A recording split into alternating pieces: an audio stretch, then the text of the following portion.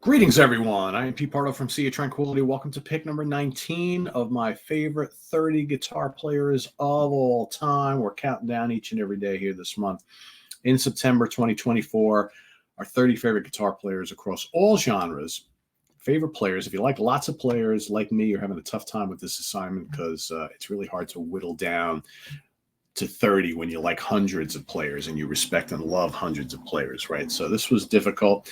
I'm going for guys that have meant a lot to me for a long period of time. So there's great players that I really dig a lot that have kind of come into my radar over the last, handful of years. They're not going to quite make my cut because I'm going with ones that have been thrilling my ears for decades, right? That sort of thing for the most part. And today is no exception. Let me bring to the stage a guy who's still out there. This is one of those guys where he has gotten even better as he has aged. Like a fine wine, this guy has gotten better. And as much as I love his playing, back in the day, I would say he's twice the guitar player that he was then today. And that's a good thing to see guys in this age bracket who are just increasing their skills and just really firing on all cylinders at a much later stage in their life. Let's bring to the stage Mr. Steve Hackett, of course, formerly of Genesis and GTR, and of course, long time solo artist in the progressive rock genre. Steve, just such a musical treasure. Great example of one of those guys who was in a tremendous band when he was much younger, and contributed some fine guitar playing to those albums he appeared on. But really, all of the skills that make the man Steve Hackett really have come up since he left Genesis. And in more recent times, I've seen Steve live plenty of times over the last decade or so, and it's just amazing how great of a guitar player he has become. And whether you like his latter period material on his solo albums or not, that's kind of not really a thing. But that his skills as a guitar player have unquestionably increased, in a big way over the years. So let's talk about the three favorite albums. So this was kind of difficult because I have such a love for the early Genesis catalog that Steve appeared on. And while none of those albums could you say are very guitar centric, Steve's role was what it is, right? He was mainly there for textures and colors and occasional wild solos. Most of the Genesis catalog early on is much more drenched in kind of keyboard tapestries and sounds, right? So they were never much of a guitar band, but Steve provided that, that little guitar slot, that little guitar excitement from time to time in their music. And it would be very easy just to pick Steve Hackett solo stuff because that's much more guitar music. But I have to at least pick one Genesis album, which I think contains some of his coolest guitar moments, and then you have the rest of the Hackett catalog, right? And then you also have two, like I mentioned before. I think Steve's playing has just gotten so much better in the last couple decades. Nothing against his early stuff, right? But I don't think the material on some of the more recent albums is quite as good as the earlier stuff, even though the guitar playing is that much better. So this was difficult because I'm thinking, well, I could pick some of the more recent albums which have just phenomenal playing. But maybe the songs aren't quite as memorable, even though there's lots of highlights there. So I gotta go with my gut. I gotta go take the emotional side of it and say, well, let's just go with what my gut and my brain is telling me and my heart is telling me as my favorite Steve Hackett guitar moments. So first and foremost, let's go to the very first album he ever appeared on with Genesis, which is Nursery Crime. Are there better Genesis albums in the catalog featuring Hackett? Probably. But I find some of his guitar playing just oddly unique and looping and just dangerous and just kind of primal on this album, which I think is really cool. You got the musical box. He's just absolutely terrific on that. The Return of the Giant Hogweed, the heavier Genesis stuff from this period, that there's lots of Hackett on there. Really dig that a lot. He's great on Harold the Barrel, of course, on the Fountain of Salmacis, right? Just absolutely immense guitar swells and things going on there. Just from a pure guitar standpoint, even though I probably like Foxtrot better, and maybe he's got like tastier solos on Selling England by the Pound, and he's all over on the Lamb, right? But for me, and even, Trick of the Tail and Wind and Wuthering's plenty of great guitar soloing and guitar textures on those. But I like the kind of raw energy of what he brings to the Genesis table on Nursery Crime. So I'm going to pick that as my first one.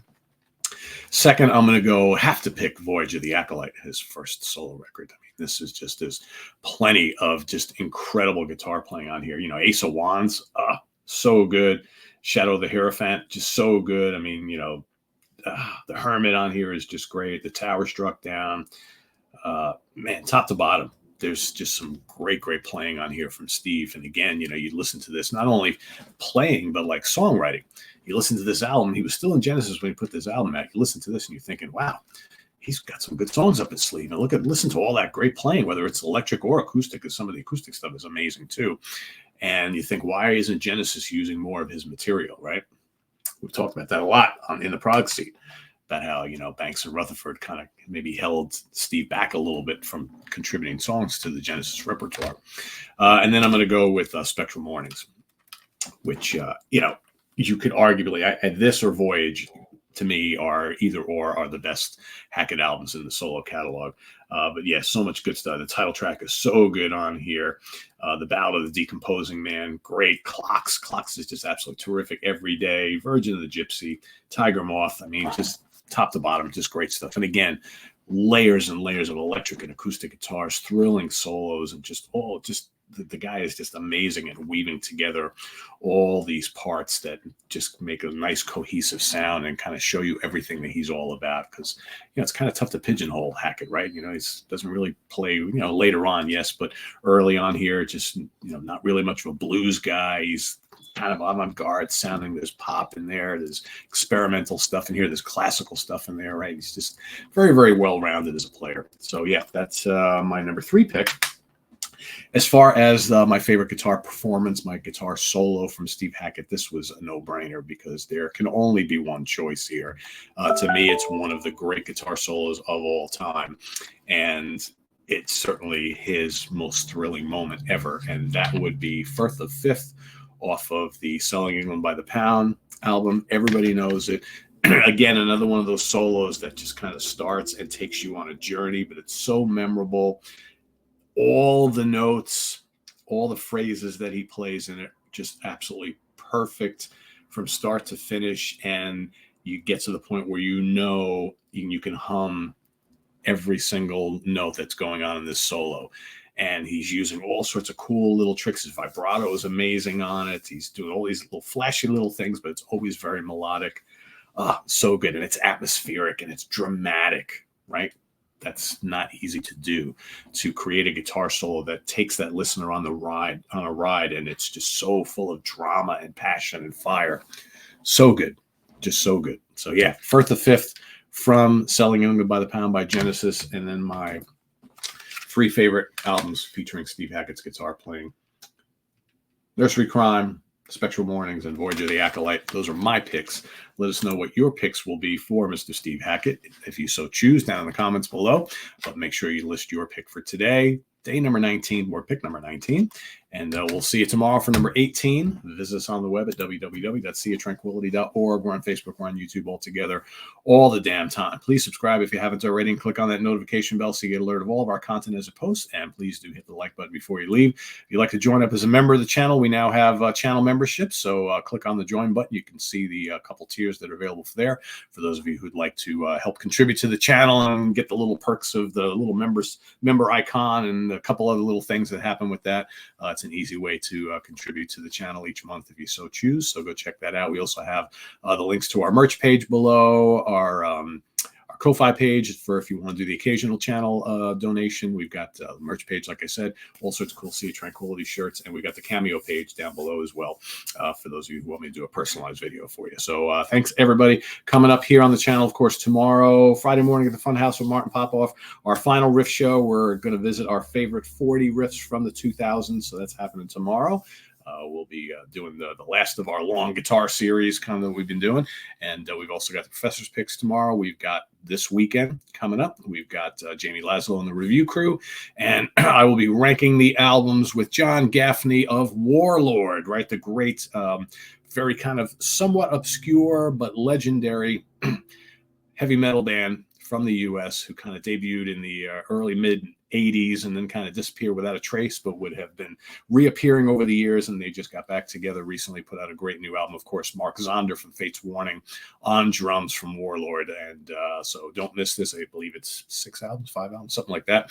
And John and I from Lair the Alchemist will be doing that. So tune into that on Sunday. Till then, I am Pete Pardo. Thanks for watching, everybody. Take care. Bye-bye.